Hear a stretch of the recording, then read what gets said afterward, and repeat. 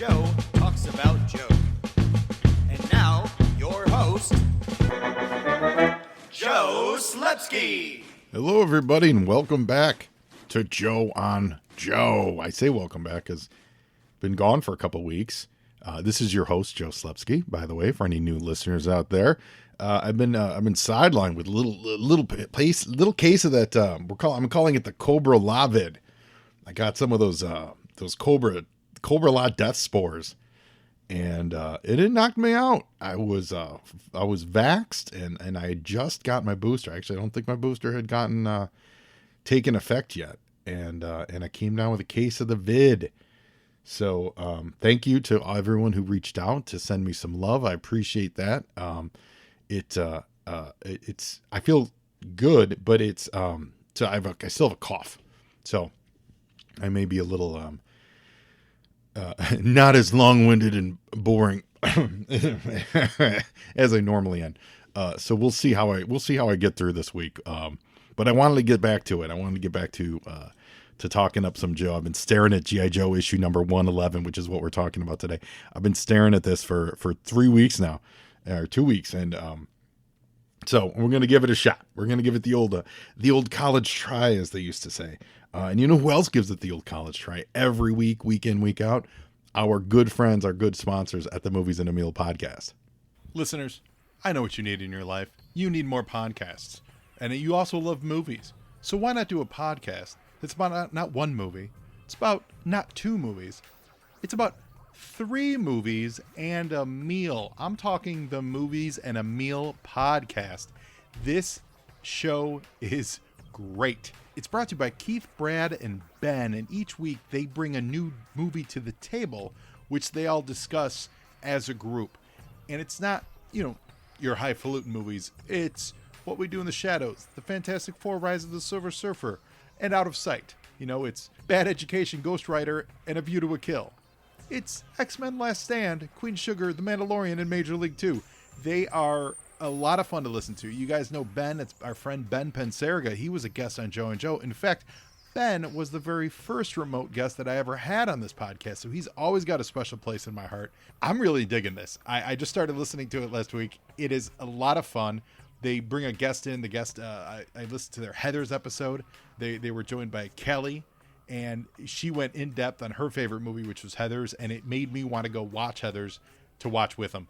I really dig it. So guys, find them out there at Movies and a Meal, Twitter, Instagram. Their website is moviesandameal.podbean.com. They put out 1 episode a week. Give them a listen, guys. Support them. Let them know Joe on Joe sent you. I don't think you're going to be disappointed. It is quite entertaining. And now back to the show. While you're subscribing to them in your podcatcher, I want all of you to go to Facebook, Twitter, Instagram, social media, etc., and say hello to me at Joe on Joe Pod. Send me an email to joeandjoepod@gmail.com. Let me know what you think and of the show, of the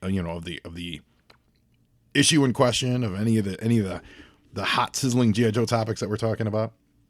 I was excited this week. I got in the mail. I got a couple G.I. Joe figures, and they look fabulous. It's the Super 7 Target exclusive ones. So it's the Snake Eyes, the silent issue Snake Eyes, and the Cobra Commander with the silver face shield. Man, those Super 7 figures look good. They're worth every penny. These are the standard ones. I haven't gotten my deluxe ones in yet. Can't wait for those. But these standard ones look absolutely dynamite. I'm in love with the packaging. I got mine from Target. I think I got my first batch from Target too. They did a very nice job of shipping. They showed up perfect. Every time I've ordered from Walmart, figures from Walmart, I know these were Target exclusives, but when I've gotten some of the retro line stuff from Walmart, stuff shows up broken and busted, cards warped and cramped in boxes. Target's done a nice job, and these cards show up. They're unpunched. They're mint. They slide right into my star cases and stuff. So they look really good. I also got from Hasbro Direct. I finally got my my Snake Eyes movie figures of Scarlet, Red Ninja, and the Night Creeper. I forgot I bought them. I bought them in that pre-Snake Eyes haze of optimism, before we saw the movie, when I was like, oh, this is going to be great. I'm going to get me all the Snake Eyes figures. And then I forgot to cancel, I think, because I forgot even ordering them. Now, don't get me wrong. They look fine as toys and all that stuff. But the excitement over the Snake Eyes movie certainly did not carry over into, boy, I can't wait for these figures. However, I am going to use that Night Creeper figure for my Boba Fett playsets. Because if you're watching Book of Boba Fett, that Night Creeper is all over that first episode, and then in the second episode, the Night Creeper gets thrown into the old Rancor pit, which at the time didn't have a Rancor.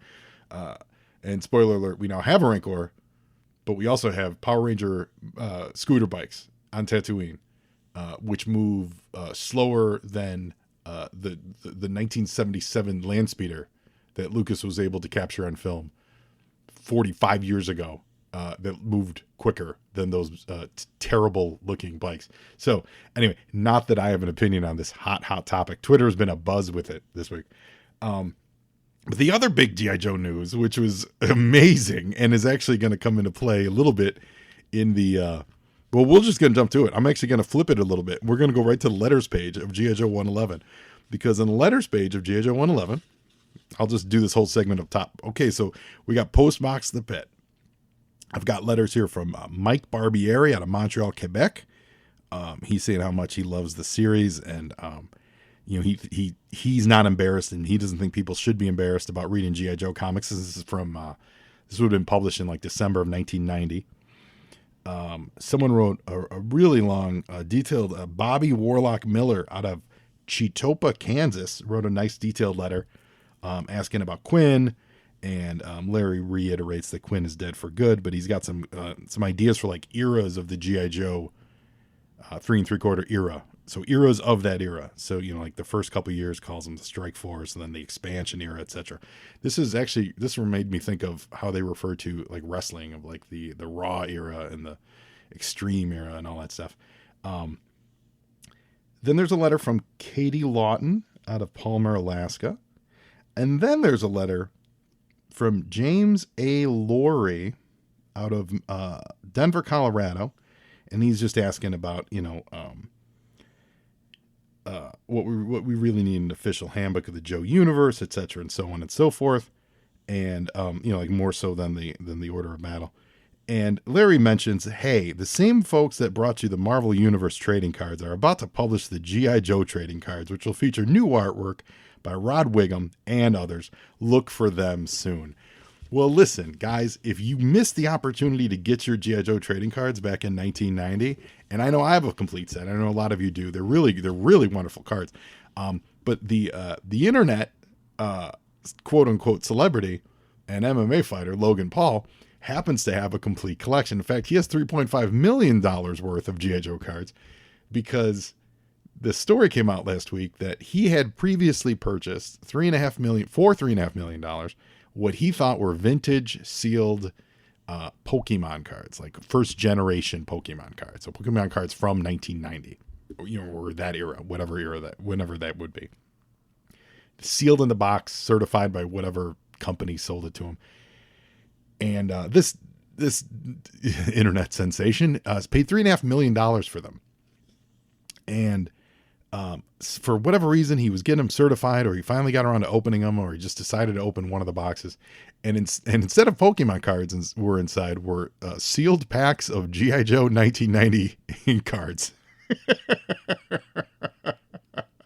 So all the headlines last week, in case you guys missed it, were, Logan Paul buys fake Pokemon cards filled with, and these were some of the quotes: junk G.I. Joe cards, useless G.I. Joe cards, worthless G.I. Joe cards. And I certainly took offense and would pop up every time, but I saw a lot of people chiming in with, what are you talking about? Those cards are great. They're not worthless. I'll take them off his hands. I love those cards. Yo, Joe. So it was actually really heartening to see how so many G.I. Joe fans come out on multiple. I saw the story was kind of all over, multiple message boards, multiple comment fields of G.I. Joe fans speaking up, going, wait a minute, don't call those cards worthless. Those cards were awesome. And the funniest thing really is there's no guarantee that for $3.5 million, he even got a complete set of those cards, because he just got a bunch of random loose packs. So he still might be missing a card or two. So Logan Paul, if you're listening, if you decided to if you sent your people out to like listen to G.I. Joe fandom this week and be like, hey, were people making fun of me? I'm not making fun of you. You got swindled by somebody, and that ain't cool. That's not cool. Whatever you do, choose, however you choose to spend your money, that's not my business. But if you want to unload those G.I. Joe cards, I'm here for you. I can't give you $3.5 million, but I'll give you $100. I will gladly give you $100 for all those cards if you still have them in your person. So yeah, so that was the fun G.I. Joe story of the week. And now, Yo, Joe! wrong button. You were saying? That's the right button. That's the right button, stalker. We're going to look at comic books that were on the shelf the same month as G.I. Joe 111. G.I. Joe 111 is cover dated April 1991. So over at DC Comics, we've got, what do we got? We got some cool books. Oh, we got a crossover with Legion of Superheroes. I just took my first big pause and cough. So we'll see how we go today. But it's from that time and time again crossover we talked about last time, where Superman gets hurtled through time. And it's a nice crossover with the Legion. So anytime I see Legion love, I'm here for it. He's also fighting over in Action 664. He's fighting a giant dinosaur, which is pretty cool. The Batman Venom saga continues, which is the origin of the drug that eventually would be used to make Bane. They hadn't made Bane yet, so this is just Batman using a drug called Venom to be super steroided and fight crime better, which he learns his lesson. Emerald Dawn 2 #1. Emerald Dawn and Emerald Dawn 2 are often overlooked by Green Lantern fans because they kind of quickly got shuffled out of continuity. And I think a lot of people didn't like the whole Hal Jordan as an alcoholic storyline. However, I've always enjoyed the heck out of these two miniseries. Emerald Dawn 2, not as much. It was definitely more of a cash grab. Like Emerald Dawn 1 was great and really did a year one kind of reboot for Green Lantern. I didn't mind the whole, he had, give him an alcohol problem kind of a thing. It puts a little demon, gives a little spice to him. It's better, in my opinion, than like what they did with Flash years later, where, oh yeah, his mom got killed when he was a kid too. Like randomly throwing stuff to make people's backstory a little more tragic. This and this kind of fit with him because he was a playboy. He was like a party guy. Like him having some troubles that kind of fit. Now Emerald Dawn 2 was just a continuation of that. I don't think it really broke any new ground, but it dealt with the turn to evil of Sinestro. So that's really, so it was more about like Sinestro's story than it was really about Hal's journey. So I think that's why it probably doesn't stand out much, but I enjoy the Emerald Dawn miniseries. If you guys have never read them, they're pretty much out of continuity, but I do think that they're worth checking out for sure. What else? Star Trek stuff. Star Trek Volume 2, number 18. Next Generation is number 18. So they must have relaunched. I probably missed that. They must have relaunched both of them at DC the same month. That's exciting. Who's Who, Volume 18. Lobo's on the cover. Superman and Superman 54. He's still doing the time and time again. Starman's got to be getting ready to wrap up, and this is the Will Payton Starman, which in 2 years we'd get Jack Knight. Jack Knight came out of 0 Hour, and 0 Hour I want to say was 93, maybe. So I guess 3 years.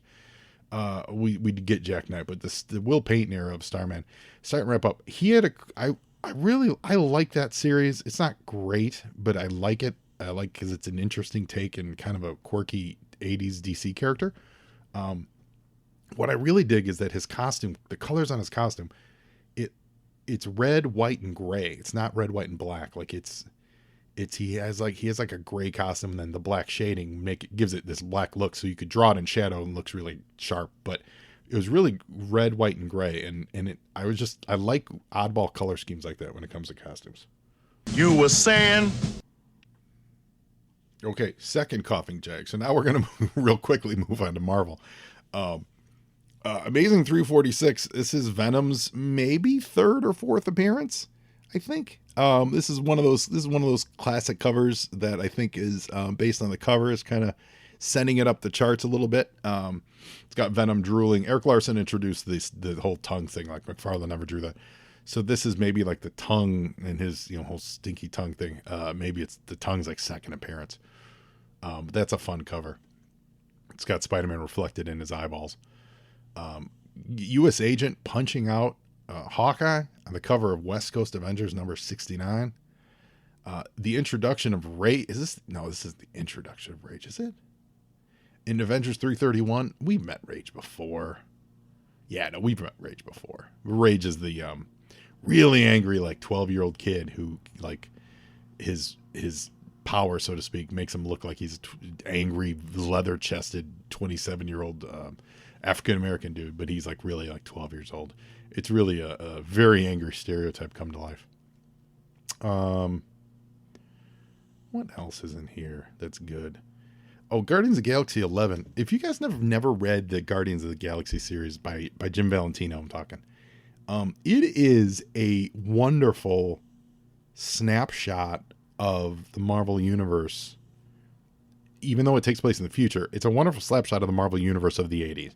Because in the Guardians series, he references all kinds of plot stuff that was happening in the last decade of the Marvel Universe, right?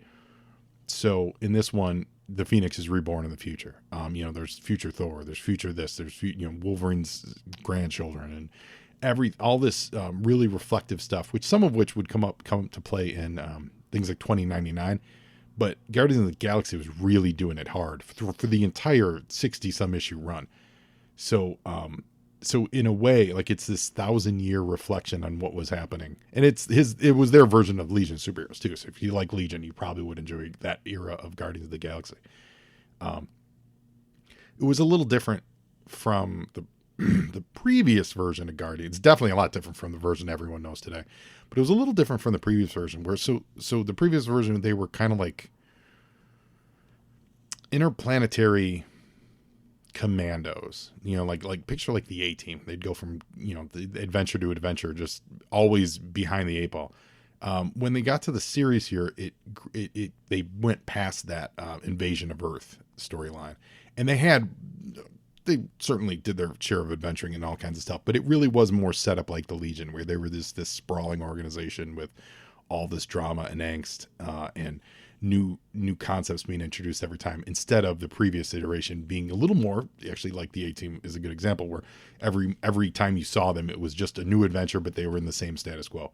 And you have to advance status quo once you give them their actual series. They can't just be the same, like, freedom fighters in every adventure. So, but it's Guardians of the Galaxy. It's overlooked a little bit, I think, because it's a little. I think it's got a little bit of a cheesy vibe to it, but it's enjoyable, especially if you're a fan of the Marvel Universe from like 1985 to 95, maybe like 83 to like 93, something like that. The Guardians of the Galaxy could be a whole lot of fun. This is big. So we got the Weapon X miniseries continues over in Marvel Comics Presents, issues 74 and 75. That was coming out bi-weekly. And self-plug, I just put up a listing. If you guys hear this, I just put up a nice set of Marvel Comics Presents up on eBay over at the Joe and Joe Comics store. So check that out. They are in very nice shape, and they could be yours. Let's see here. Oh, New Mutants 100. This is the first appearance of a team called X-Force. And, my Mary Jane. The dog's having, sweet. Dog's having some nightmares. She's sleeping. And today is, by the way, we're recording this. You guys have heard her in probably every episode of Joe and Joe. It is Mary Jane Watson, my dog's 13th birthday today. And we know it because when we adopted her from a pound, she had papers from where she was being held. Her origin story is sad. She was a birthing mom in a puppy mill, and so there were papers for her because she was breeding specific puppies. So we happen to know that today, the 18th, is her birthday. So my dog turned 13. I'm the dad of a 13-year-old. I can't handle it. So yeah, New Mutants 100 was on the shelves. Now this would lead into X-Force number 1, but in the last pages of this one is when you get X-Force. So that's why that book is. It's got a little prominence to it. It sells between $10 to $20, I think, realistically. Probably when they do an X-Force, like an actual named X-Force movie. And I know they name-checked them sort of in Deadpool. They were like, let's call ourselves X-Force. But if they actually do like an X-Force TV show or movie or something like that, this book probably will pop a little bit, I would imagine. Wolverine guest stars over in Spider-Man number 9. This is still the Todd McFarlane era. Oh, we also got Toxic Avenger number 1. First appearance of Toxic Avenger in comic books, in my understanding. We all know Toxic Avenger from the Troma films. Very exciting. What If 24? What If Wolverine was Lord of the Vampires? It's all kinds. I mean, this is a good era for Marvel. Even just the Marvel standard everyday stuff. They were putting out some good stuff. New Warriors was kind of firing on all cylinders. You get the origin of Wolverine. Iron Man is either in the middle of or about to do like Iron Wars 2. Like Marvel was putting out some decent stuff right now. I mean, with all the Venom hotness, it was a good time to be a Marvel fan. You were saying? Now over in the movies, it's a weird, I don't know. It's a weird month for December. Now this is December of 1990. So earlier it was on sale date of April 91, right? So December of 1990. There's 2 movies this month with Gerard Depardieu. And boy, were they really trying to cram Gerard Depardieu down our throats back then. Man, did they want him to be a hit in America. We start the month, December 1st, with Gerard in an adaptation of Cyrano de Bergerac. And we end the month on the 25th, Christmas Day, with the movie Green Card, starring Gerard Depardieu. Boy, did they want Gerard Depardieu in our brains. On December 5th, the movie The Grifters, which I remember enjoying. I love a good con movie. I've not seen it in a long time, so I don't know. I can't remember if it holds up. It was based on the Jim Thompson novel with John Cusack, Angelica Houston, Annette Bening, Pat Hingle from Batman, J.T. Walsh, Charles Napier, also from Batman, right? Oh no. Oh no. Charles Napier was he used to be in like he would show up on like the Monkees and stuff. That's who that is. Yeah. I know. Yeah. Sorry. Oh, Stephen Tobolowsky's in that movie. God, everybody's in it. The Clint Eastwood movie, The Rookie, is on December 7th. On the 12th, adaptation of the book, The Sheltering Sky. I remember I read this book in college, and it's funny because then the next 2 weeks later, a couple weeks later, we had Kiki's Delivery Service, and I'm pretty sure I watched Kiki's Delivery Service in college. And in college, on December 19th, the movie Hamlet came out, and I remember watching Hamlet a ton in college, going like, oh boy, that Mel Gibson Hamlet. Ooh. I have no idea if that movie holds up, but I remember loving it when I was in school.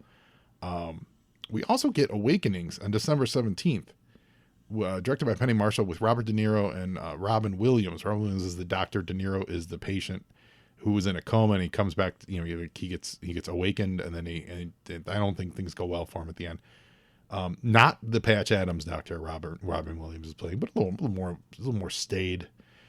Look Who's Talking 2 is on December 14th, and as well as Edward Scissorhands. I love Edward Scissorhands. It's so fantastic. Look Who's Talking 2 is not, but it's charming. I mean, those movies were charming, but they're terrible. But they were charming. Come on, let's be real. Mermaids with Cher, Bob Hoskins with Nona Ryder, Christina Ricci. The Russia House on December 19th with Sean Connery. Okay, so this is December 21st. This is the Bonfire of the Vanities. There's a fabulous podcast talking about this, I think put out by AMC, where they dug into the making of this movie, and it's a fabulous podcast. You'll find it. Look for Bonfire of the Vanities podcast. They really do a deep dive into what a train wreck this movie was. Listen to the podcast, then watch the movie, and you'll see all this stuff they were talking about that's just terrible, and it's out of whack now. I think it was out of whack then, and that was the problem. It was such a this book, everyone wanted to wait for, everyone wanted to see this movie, and it just did not do well. Kindergarten Cop, also on December 21st. I love Kindergarten Cop. Just the other day on cable, they did Kindergarten Cop 2, which I don't even remember being a thing, which I'm sure they probably made Kindergarten Cop 3 at this point. But 2 featured Dolph Lundgren in it. That was a surprise. And then on the 25th, we already talked about Green Card, but the movie that Well, the movie that everyone wishes they could get a do-over. And he even tried to do a do-over recently, and I heard it was better. The Godfather Part 3. Coppola released a re-edited version that I heard was a little bit better, but it's still The Godfather Part 3. This one's tough. Godfather 1 and 2 are just phenomenal and personal favorites, and everyone's who doesn't love Godfather 1 and 2, blah, blah, blah. And then you get to The Godfather Part 3, and there's just so many missteps and so many made-for-TV moments in this movie that, really, really hard. It's really, really hard. So I want to try to watch that. I want to see the director's cut to see if it's any better, but outside of just remaking it, which obviously will never happen, but moment of silence for Godfather Part 3. There we go. Now, mass is ready. So we're talking G.I. Joe 111. Fabulous cover by Lee Weeks.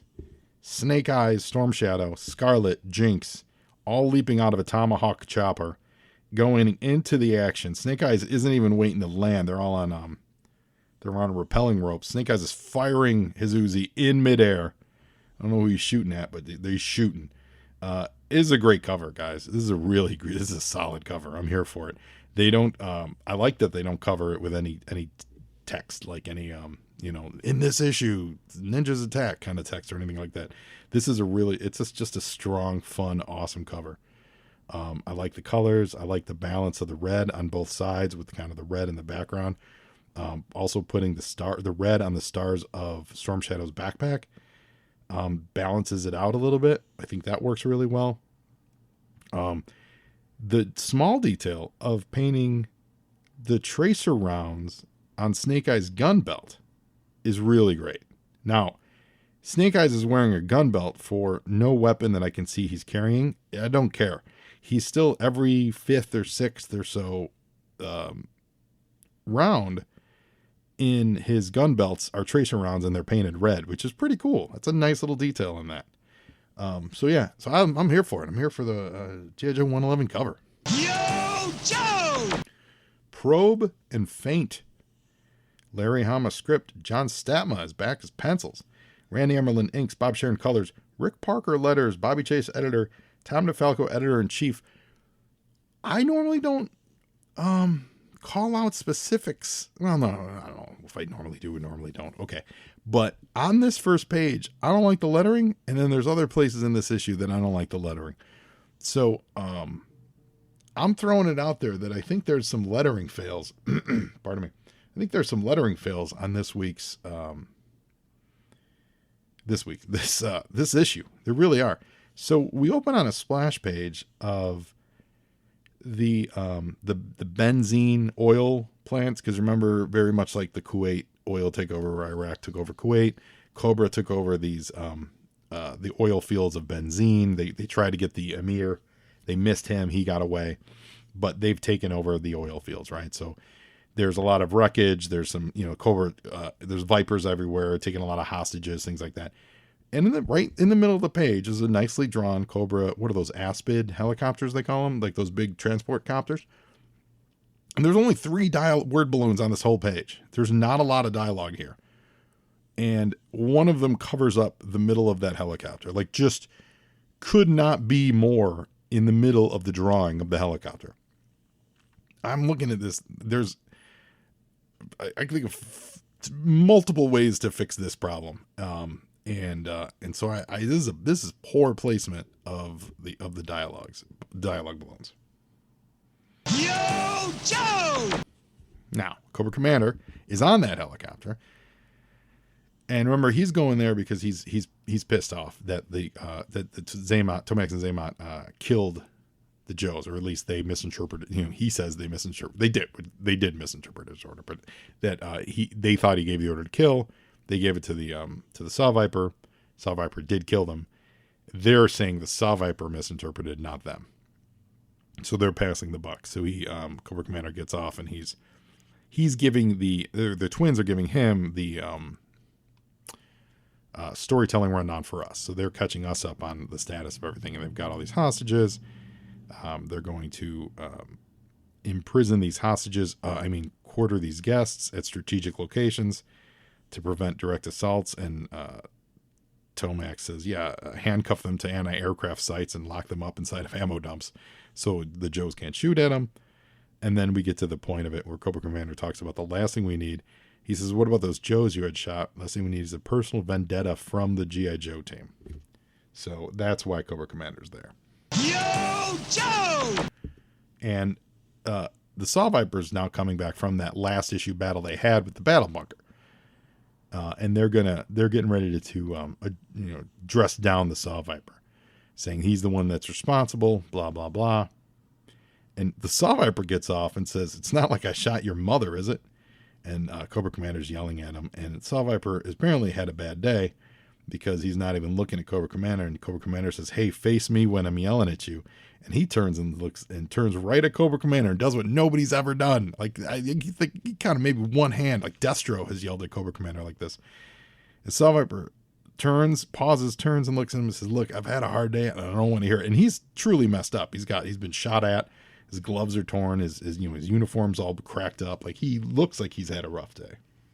Yo, Joe! And he goes off and says, first off, the Joes have had it in for you since you had General Flag knocked off. That is a callback. That tells me this Viper has been in the ranks of Cobra since issue what? Did Flag die in issue 18, I think? Wasn't that when they killed General Flag? Something like that? Which is amazing. That's almost 100 issues. So I'll bet you this Viper's been with Cobra that long. And he says, what do you complain about anyway? I wasted 5 times as many Joes in one day as your entire legions have accounted for in 9 years. I haven't even begun to roll yet. And so Cobra Commander thinks about it and he says, hey, let's get this lad a medal, a really big medal. So you guys know how that's going to go. So now he's saluting the Saw Viper. The twins are saying, hey, is there any way we can take responsibility for that? And they realize, no, there really isn't. They've long passed the buck. So we're going to have a big party for the Saw Viper, thanks to Cobra Commander. Yo, Joe! But on the perimeter, later on that night, a lot of this issue takes place at night too, which is nice. And the Stamina, and they do a good job with it because there's a lot of heavy inks, a lot of muted colors. And it's not a lot of like day for night shooting, where we're supposed to believe it's night, but it's brightly cut. Everything is pretty muted in this book. Sometimes some of this, I think if it were printed on non-newsprint, it would look a little bit better. But I think the newsprint kind of just absorbs so much of the blackness.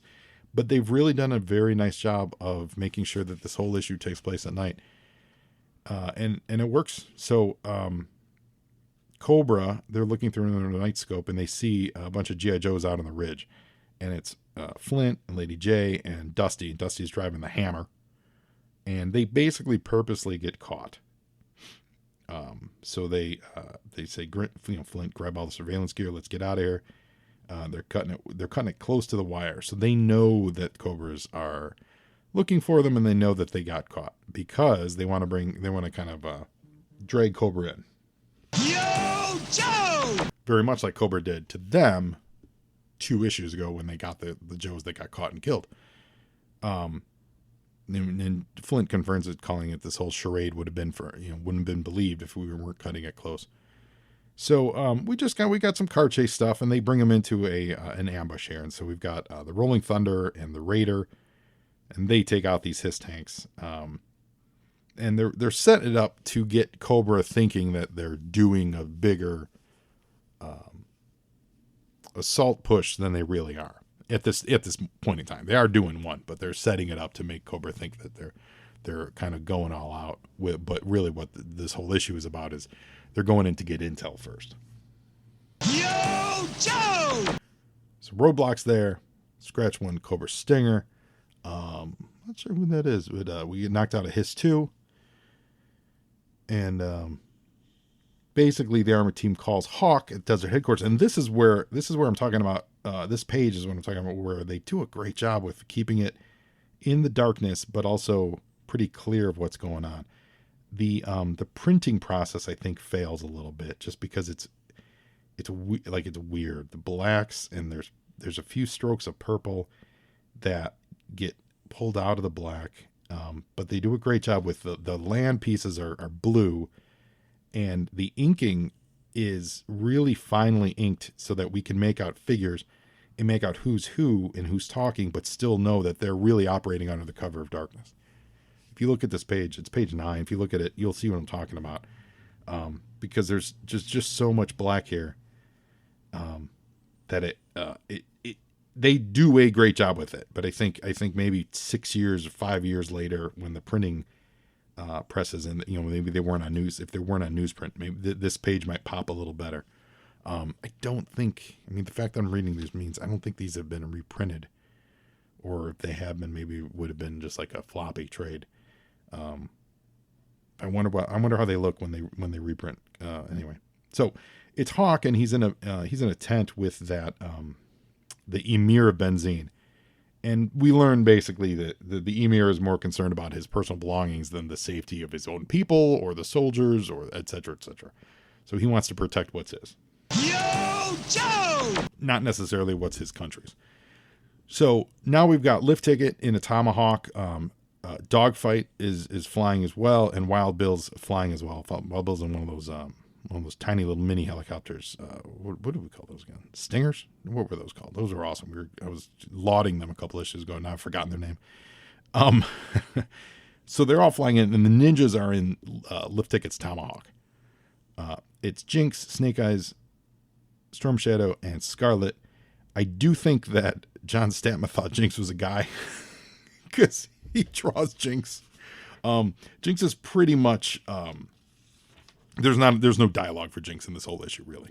I think if I'm flipping forward here a couple pages, yeah, there's there's a picture of Jinx that looks like a girl, but there's multiple drawings of Jinx where I think they thought Jinx was a guy this whole time, and this is definitely one of them. This does not look like a woman, but it's the ninjas, and they're gonna be dropped in. And Scarlet's reminding us that Storm Shadow she had done the knifing a few issues back. That Storm Shadow's still injured, and they're recapping us so she's hurt because she had gotten shot in the head. Storm Shadow's got knifed in the stomach. Snake Eyes is still a little nutty from his Arishikage mindset, and she says the only one of us going into this mission with a picket fence profile, which is clean bill of health, is Jinx. So now these. All the air support, they're kind of flying over some of the armory, and a little bit of the skirmish. I won't say the battle, but the skirmish is starting. Yo, Joe! Now this is where we get a little tricky, and I like it. I've said before, one of the things I like about the way Larry tells a G.I. Joe story is Larry walks us through the steps of the attack, so to speak. He really goes moment to moment to make sure we understand. And it's like playing a chess game, or an RPG or something like that, where you're he has set out what's going to happen, and we really go panel by panel, showing that's what happens in most of this issue. It's not a quick in and out here. Like it takes 4 pages really, for this entire 5 pages, if you include the previous one where we saw that they were starting the introduction, to drop off the ninjas to surveil the area. And that's pretty cool. And what they're doing basically is they're coming in on kind of a quasi attack. They specifically don't target the Aspen placements, which is nice and lucky for the Joe's part, because we do learn that Cobra has tied to the Asps the hostages, but the Joes, to my understanding, don't know that yet. But they're just not targeting them, because that's not the mission. The mission is to make them think that they're doing an attack, and really just to drop the ninjas off and then swing back out to kind of get everyone excited, and so they're not looking for a ninja drop off. And that's essentially what we get. So basically you're seeing the vehicles come in, they go over the oil fields, and then they break and they cut into a sharp turn. Yo, Joe! And phase Charlie is when, as the helicopters are hovering and flying over the explosive oil barrels, which no one wants to hit, Cobras aren't going to be shooting at them. So while they're doing that, the Joes are doing a 180-degree turn, and all the ninjas are jumping down on their rappelling lines from the tomahawk in the darkness. Storm Shadow's gonna, he's hurt, so he's gonna be a little bit of a liability on this. The Cobras can't shoot at them because they don't want to explode the oil. So it's kind of that's the concept of the Joes can get past that first line, do that 180. No one will shoot at them during the 180, and if they slow down long enough, no one will even know that Joes were ejecting off of the tomahawk. Yo, Joe! And that's exactly what happens here. So the ninja team inserts on top of one of these oil fields or oil drums. Storm Shadow catches himself. He's hurt, so he almost falls. And the Joe Air Commanders, the idea is that they make the turn look seamless so that no one would suspect that they just dropped off ninjas. And they do a great job. And really, these pages go walk through moment by moment by moment, and I appreciate it. It's really well done by a part of the whole storytelling team here. It's really nice. So as soon as they get clear of the storage tanks, that's when, the command happens to open fire. Yo, Joe! And also that's when Wild Bill's like, well, let's not hold back. And so now they're also letting them rip. So Wild Bill, everyone fires all their missiles and drops all their bombs, and they hit that first line. But they're really not there to attack. They're there to drop the ninjas off, which is cool. Yo, Joe! So we get a nice night scope view of our ninja team sneaking up on the oil tankers, and this is by a night recon team of, there's sneak peek. Who else is there? A Stalker, the new guy, Cool Breeze. I know what you're thinking. Who's Cool Breeze? And that's what I was thinking. I'm just, Cool Breeze is a new addition to the team. Welcome aboard, Cool Breeze. Enjoy the time you got. Tunnel Rat's got to be a part of this team too, right? I don't even know who else is there. But Cool Breeze is full of hubris. Stalker says, you're mighty confident for the new guy on the team, Cool Breeze. Hey, Cool Breeze. And he is speaking of rage and stereotype, boy, Cool Breeze has got it all. He's got the round, like, end of the nose sunglasses on. It's got some hip checkerboard shoulder pads. He says, chill out, Stalker. I know what I can do. And I clocked how professional ambush and recoil, that's who else is there, ambush and recoil were, as we did the silent, creepy crawling in this position. All of us are aces at what we do, or we wouldn't be here supporting the ninja team. Ain't that so? And Stalker says, you know what hubris is, Cool Breeze? And Cool Breeze says, arrogant pride? I've got plenty of it, but I deserve it, dig? And so we're introduced to Cool Breeze. Now, I don't believe there have been any official figures of it. I saw, it looks like people have done customs. I feel like Cool Breeze should have been done in the, what do you call, like the Collectors Club. And I don't believe they ever did one. I can't see anything on here where anyone's ever done a kind of a legit Cool Breeze. But let's give it up for Cool Breeze. Yo, Joe! Now, in Benzheen, the ninjas are kind of slipping over the rooftop, so to speak. And this is another, I talked earlier about the lettering error. Here's another word balloon error where Jinx says, Storm Shadow's lagging behind Scarlet. And according to this word bubble, Snake Eyes says, keep going, Jinx. I'll fall back and check on him. That is absolutely being attributed to Snake Eyes, not Scarlet. So obviously that's a problem. Now, visually, the actual drawing, it is Scarlet that goes back to check on him. So he was falling behind. She stops. They have a moment of, a little tension here because basically Storm Shadow is reminding her, you're the one who stabbed me. You're the reason I'm slow here. But he's like, no hard feelings really. And, I don't genuinely believe that. I think he's still angry that she stabbed him, which is weird because when they dropped off that little kid in the last issue, it was like they all made up. They all kissed and made up, but apparently not. And I like that they did. I do like that they didn't do that, but I thought I got the feeling that they kissed and made up. But anyway. Yo, Joe! Cool brace.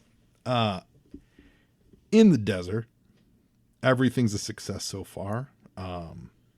Flint's forward recon team, they're going to start making their way back to the regular, to the regular group of everybody. And Lady J is feeling the heat. Like, she says, I just need to get away from these overheated armored vehicles. The desert can get downright chilly at night, but I still have the streaming sweats. So she starts showing some cleavage. Like, she starts disrobing Lady J, making it hot in the desert, and interrupted by someone saying, cover yourself, woman. Have you no modesty? Yo, Joe! And we get what I think would be called Al-Qaeda. I'm not an expert on the geopolitical issues of, the Middle East at the time, but isn't this a group? So it says, basically there's a group of not mercenaries, but they're called the People's Resistance of Benzheen, and he is their leader, Faoud. And they've got their guns trained on the Joes. And it's a resistance. It's a rebel group. And Flint's like, hey man, we want to free your country. And he says, we want Cobra out, but we're not a popular resistance. We want to oust the Emir as well. And Joes are affiliated with the Emir. So as far as these guys are concerned, you G.I. Joes are nothing but running dog lackeys of the Emir and his corrupt regime. So these Joes are actually in trouble. They're in a spot, as they like to say. But isn't this the kind of, remember people look back on, was it Rambo 3 when he's in Afghanistan and he's arming the rebel freedom fighters and he's helping them. And that is literally like the group that would become Al-Qaeda. Isn't that kind of what these guys are here? Like, isn't this the local rebel freedom fighters that don't like any of the government? I feel like there's some parallels here. I'm not saying the Joes are helping them. I'm not saying anything like actual stance on it, but I think that's what we're dealing with. Yo, Joe! Meanwhile, at the headquarters, that president, the Emir of Benzheen, he's just haranguing Hawk about all the things in his palace that he wants. Fresh impressionistic paintings and statues and things like that. And he has assurances that troops involved, they won't shoot at them or use grenades or anything like that. And Hawk is like, shut up, dude. Like, Hawk is having a moment. I like the addition that they've got the lights on now so that we can see a little bit better. And as this is all happening, the Joe team, the battle bunker team has now arrived. And remember, they have the Joe's bodies on them. So Duke is back. And Hawk says at least the Joe team has got its first shirt back, and Duke leaps off and he's pretty upset. Says, what kind of top kick am I, Hawk? I lost most of the men in my command. Yo, Joe! I like that they have Psych Out running around here too, because Psych Out can help him, emotionally, because Duke is broken up. He's actually in tears on Hawk's chest. Like, he really needs some help here. He says, I watched them get cut down. I couldn't do a thing. The bodies are laid out on the missile rack of the battle bunker. And, Hawk's like, man, take it easy. Psych Out, call team formation. He wants everyone in the parade, on the parade ground in full battle dress with color guard. Now, the Emir is being an a-hole, talking about, like, my priorities come first. And Hawk gives him demand anything you want after we take care of our dead. These Joes are going home with all the respect and ceremony we can muster. Nothing takes preference over that. Not you, not your high horse or your French art treasures, etc. So it's a nice moment. It's a real human moment. And it's good that I really like that they don't, obviously they weren't going to throw away the fact that they murdered the Joes, but they're really not throwing it away. Like, they're really dealing with it. Not only from the fallout on the Cobra side, but also with dealing with, with the troops, with the actual bodies. And they're showing us all the processes that, like I said earlier with the actual battle, he goes step by step through everything. Yo, Joe! And in Benzheen, Snake Eyes and the team are they're marking they're basically doing the surveillance on the map, right? And the thing is that Scarlet reminds us their job is to get back without being seen at all, because if they're seen, then Cobra will know to move a lot of these things, like where they're hiding their ammo, where this and that and the other. So That was one more coughing check. So that's why they got to be the ninjas, and they got to be real stealthy, and they got to just make notes of where everything's at so that when the actual attack comes, they'll know what to do. Yo, Joe! And on this final page, this is where they get to the Emir's palace, and they look through a skylight, and they see that the Saw Viper is celebrating with just a scantily clad Cobra girl. He's bragging about shooting the Joes. He's drinking. Is it champagne? Probably, but it's Dom Cobra, like Dom Perignon. He's drinking Dom Cobra. That's fabulous. The Cobra Commander's like, let him have his fun. How many Joes have you shot? And Snake Eyes and Storm Shadow both just want to jump through the skylight and murder him. And Scarlet says, I know what you're both thinking, but you can forget it. The mission comes first. So that's what we leave on. The next issue is called Who's the Hero? But that's our cliffhanger. So these guys, and I like that he reiterated, the whole point of this is for them to get bigger intel to cook bigger fish. But now they have an opportunity to get revenge on the guy that killed all their buddies. So what are we going to do? So it's like an emotional cliffhanger. I really, really dig that. We also get a Scarlet Bio, which we've been doing these bios for the last few issues, with a sweet Adam Hughes Scarlet solo shot. She looks fabulous. Of course, Adam Hughes draws Cheesecake really, really well, and Scarlet has never looked better. They talk about her partial bibliography, her big issues. She first appearance is 1. Scarlet and Clutch protected Diplomat in issue 9. In issue 10, she was captured in Springfield. In 21, she was kidnapped. Of course, that's the silent issue by Storm Shadow. 27, she realizes, she recalls the beginning of her relationship with Snake Eyes. That's the Snake Eyes origin stuff. She first meets Lady Jane, 32. Of course, they go on to become friends. She gets a promotion and a raise in GI Joe 33. I like that they noted that. And then, let's see, in 36, the Crimson Guardsmen attempted to kidnap Scarlet. One of them being Wade Collins, Snake Eyes' old friend. Jumping forward to 63 to 66, that's when she faked their death with Snake Eyes to go with a Barovian rescue mission. 90-91, they clashed with the Arishikage ninjas. 94, she got shot by the Baroness. And then 102 through 108 is when she recovers and her sister tries to steal her stuff, and she stabs Storm Shadow, and she's reunited with Snake Eyes. And here we are in 111. She's leading a mission into Benzheen. Guys, that's fabulous. That's G.I. Joe 111. I hope you enjoyed it as much as I did. Glad I was able to get through it. Feels good to be back in the saddle.